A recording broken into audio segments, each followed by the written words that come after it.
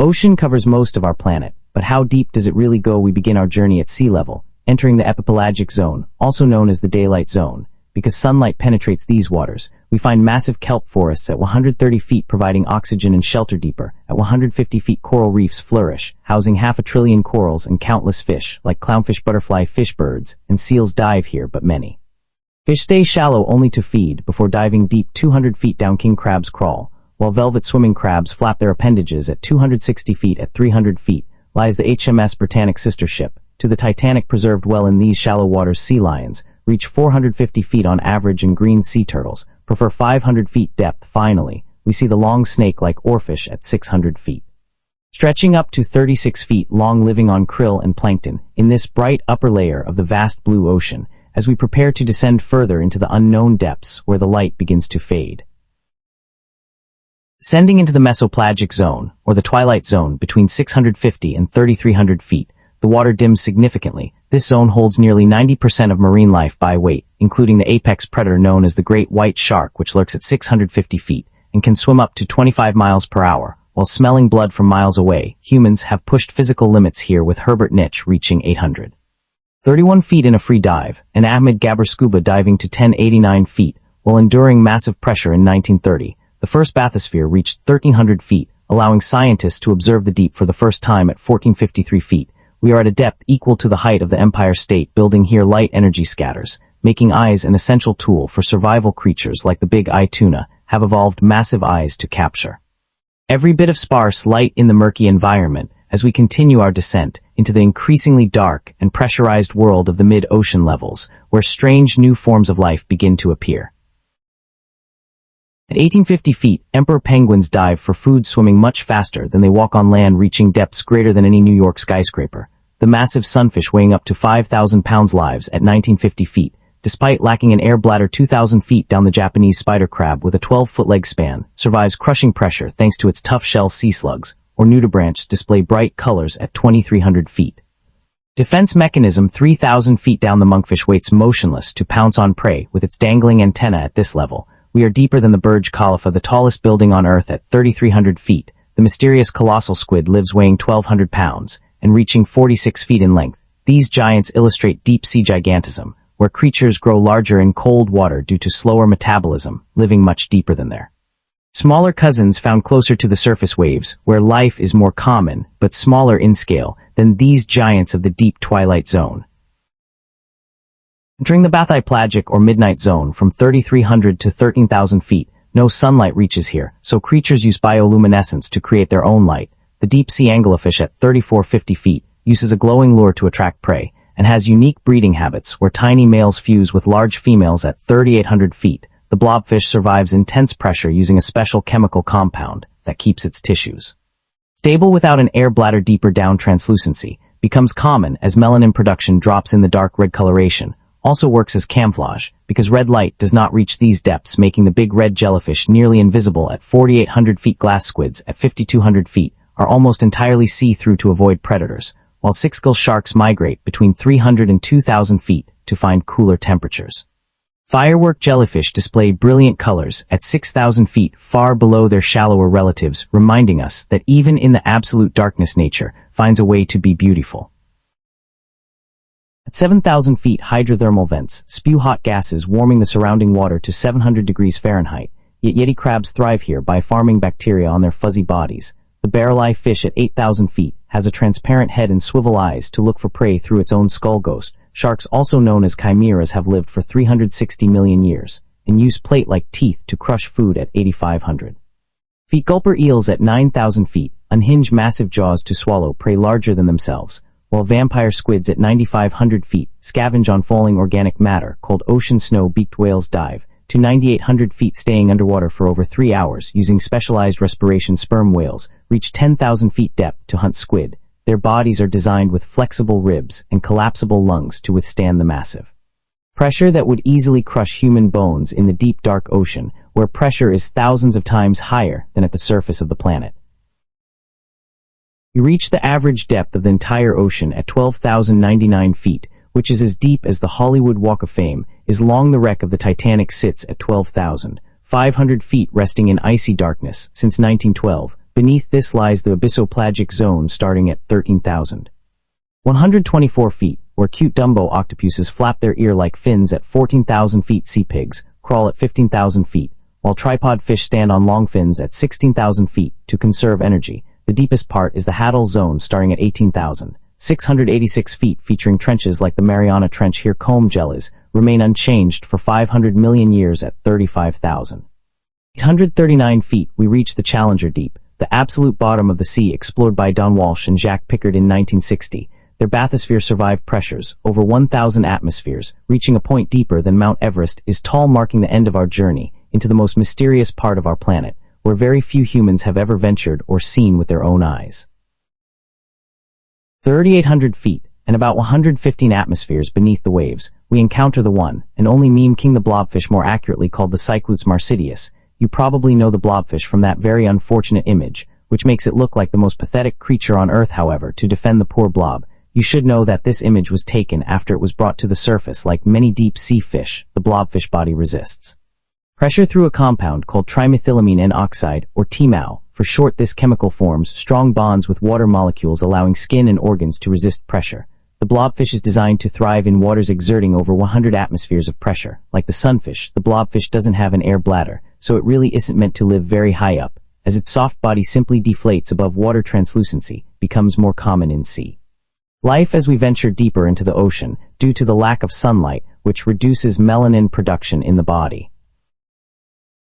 Melanin is one of the compounds used by both fish and mammals alike to produce pigmentation in their skin. Translucency is also a useful adaptation, however, when avoiding predators. An interesting exception to this is creatures with red coloration. This occurs because red is the first color to leave the visible spectrum at these depths, meaning down here, a totally red creature is almost as good as an invisible one. A great example of this is the big red jellyfish, which lives approximately 4,800 feet down. This bulbous blob can grow to over 3 feet in diameter, but for all its size, its red color makes it difficult for predators to spot in these murky depths 5,200 feet down. However, the opposite is true. Here swims the charming glass squid, whose body is almost completely see-through. The skin of the glass squid, along with most cephalopods, is covered in tiny pigmentation sacs called chromatophores. By keeping these sacs closed, the little squid becomes ghostly and translucent. They mask shadows well around the eyes to remain hidden from hungry eyes.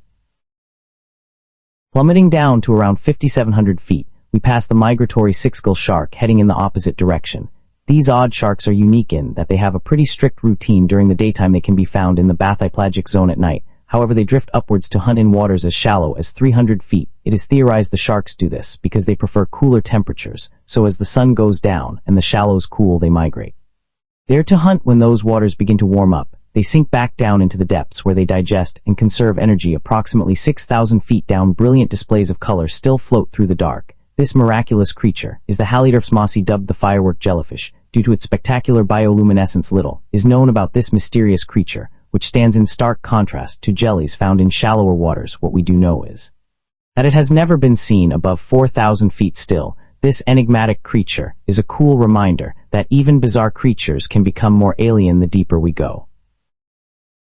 7,000 feet below the surface is where we find the majority of the planet. Hydrothermal vents, underwater fissures in the earth that spew out natural gases and warm the water around them. Some hydrothermal vents can get as hot as 700 degrees Fahrenheit, which is extremely dangerous to most marine life. Still, certain bizarre creatures like the Yeti crab aren't afraid of them. At all, these unusual crustaceans have bodies covered in a thick layer of fuzz. By hanging out near hydrothermal vents, they are able to farm their own food, eating the bacteria that thrive in warmer waters and cling to their bodies. Around 8,000 feet down, we meet a truly unique character, the barrel-eye fish. Remarkably, this creature has an opaque body, but a translucent head. The bright green eyes in the center of the fish head can swivel around completely, meaning the fish can peer through its own head when on the lookout for food. Predators. Its eyes and brain are protected by a transparent fluid, but as you can imagine, that still makes the freaky fish fairly fragile.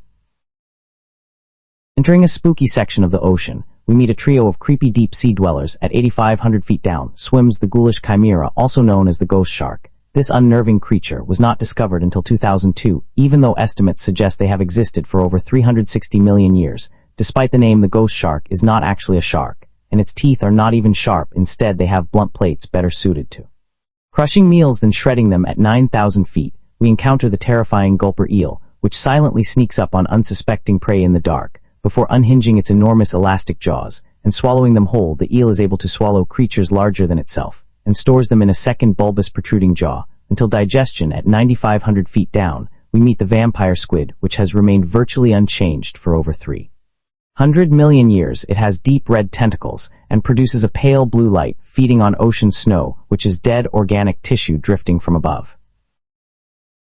9,800 feet below the surface of the waves, we reach the deepest point. Most mammals can dive like the beaked whale. While it spends most of its time in shallower waters, it can launch itself down nearly 2 miles, and has been known to remain underwater for as long as 222 minutes. It is believed it can accomplish this through aerobic respiration, which is a way of spending energy that does not rely on oxygen. At 10,000 feet, we reach the maximum depth of a sperm whale dive. These beautiful colossi hold their breath for upwards of 45 minutes, and swim up to 28 miles per hour. Consider the fact that these creatures can weigh up to 88 tons, but can still go from these depths to breaching the surface in a matter of minutes. Their bodies are more flexible, with their ribs bound by loose bendable cartilage, which allows the rib cage to collapse at pressures that would easily snap human bones. These whale lungs can also collapse safely under pressure, keeping them from rupturing, while allowing them to hunt squid that thrive at these great depths. Shooting all the way down to 12,099 feet, we have finally reached the average depth of the ocean. For context, this is as deep as the entire Hollywood Walk of Fame straight down, and it is crazy to think we have only reached the average depth, without even reaching the trenches, yet near the bottom of the Epipelagic Zone at 12,500 feet below sea level, we reach the wreck of the Titanic, undisturbed for over 110 years. This behemoth of a ship weighed 52,310 tons, and was deemed unsinkable by its makers. On the 14th of April 1912, the Titanic struck an iceberg and sank, plummeting all the way down to these icy depths. Of the 2,240 passengers on board, only 706 survived. Very few of those that perished, however, would have made it all the way to the ship's final lonely resting place, as the natural buoyancy of the human body is much greater than that of 52,000 tons of metal, and we still have much deeper to go beyond even the resting Titanic. We sink deeper still.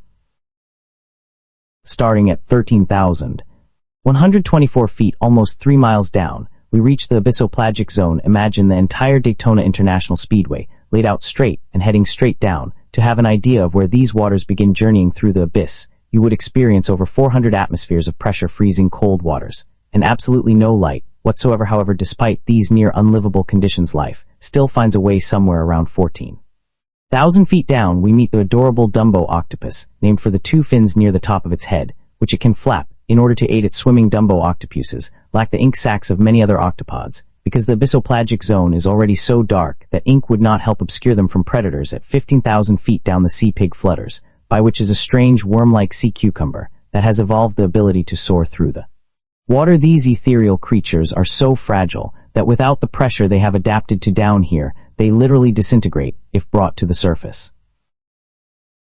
Around 16,000 feet down lives the wacky tripod fish. This little fish has 3 long stilt-like fins. It can rest against the ocean floor, meaning the tripod fish is one of the only fish able to stand. These stilts can grow up to 3 feet long, while the fish is only about 12 inches long. It is thought it rests on these legs to conserve energy, as the current a few feet off the ground is perfectly positioned for food to be dragged right into its mouth.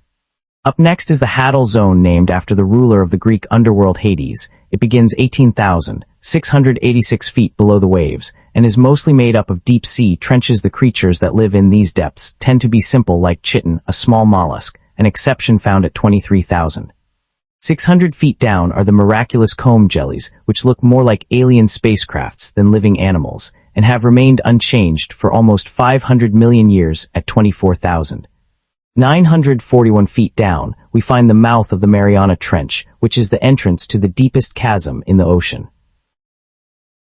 Explorers Don Walsh and Jacques Piccard found themselves here on January 23, 1960. In their bathysphere, the Trice, the 2 men journeyed down past the abyss, and finally down into the black chasm. Only 12 people have walked on the moon, but even today only 3 have ventured down to the very deepest point of the seabed, known as the Challenger Deep. At 29,040 feet, the men were deeper than Mount Everest is tall. Than at 32,000 feet, a window cracked under the 969 atmospheres of pressure. Knowing it was too late to go back, the men continued down. After 4 hours and 47 minutes, they did it at 35,839 feet, some 6.7 miles down, and 1086 atmospheres of pressure. The Trice settled at the bottom of the Challenger Deep. There is now nothing deeper to compare it to. Do not forget to snag our deep sea poster to immortalize this video on your wall. What was your favorite deep sea critter we met? Let me know in the comments. Thanks for watching.